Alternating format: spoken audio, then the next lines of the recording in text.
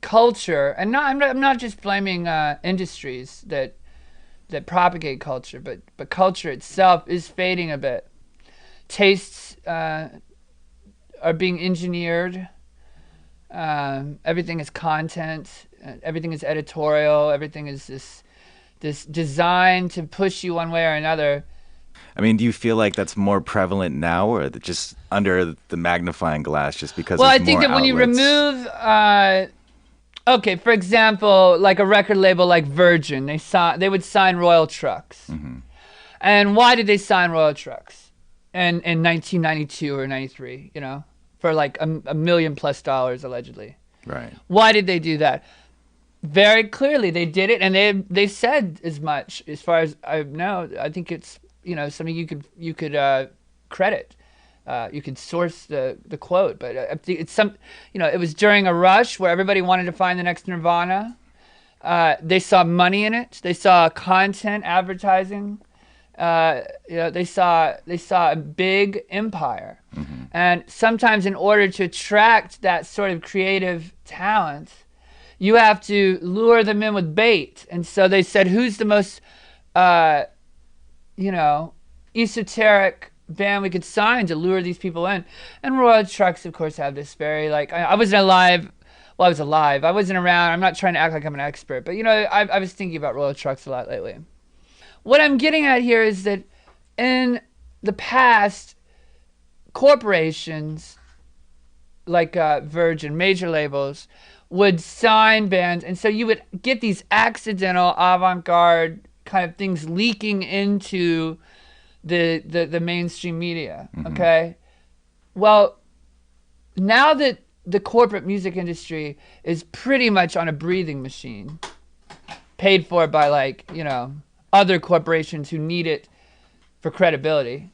You know what I mean? Hmm. Like Time Warner kind of bullshit. Excuse the language. Yeah, basically now that the music industry, including the independents, are on a breathing machine, so-called independents. Uh, there's not really a great way of sneaking, a paint bomb into the Louvre. I just feel like, things like Road Trucks, Sonic Youth, a lot of bands when I was 12 years old, they had a big influence on me, and they made me think, you don't have to have everything figured out in advance. You don't have to, there was an improvisation in that music. Hmm. I don't want to overplay it because a lot of those bands might argue with that. They might say, no, we weren't. Like, it's like, Captain Beefheart and the Magic Band. If you said they were, it sounds improvisational, but they can replay every single note verbatim. Hmm. But, what I'm saying is it comes from a place that's not designed comfort. Right. It's not like IKEA music. And,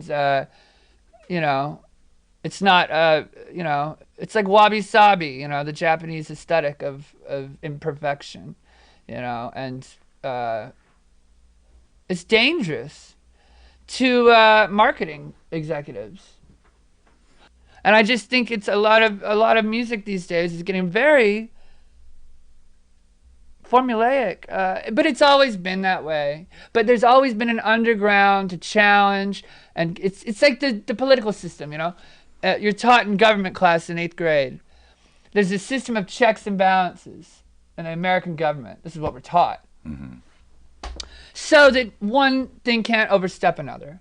And in the past, there's always been a very vibrant underground and a very strong, you could say, dissonant minority to challenge the mainstream.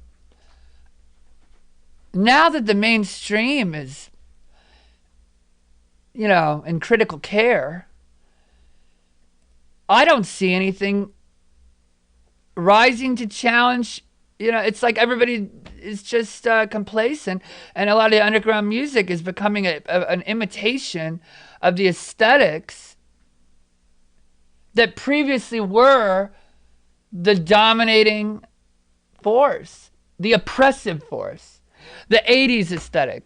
I've been reading Concerning the Spiritual in Art by Kandinsky, and he talks about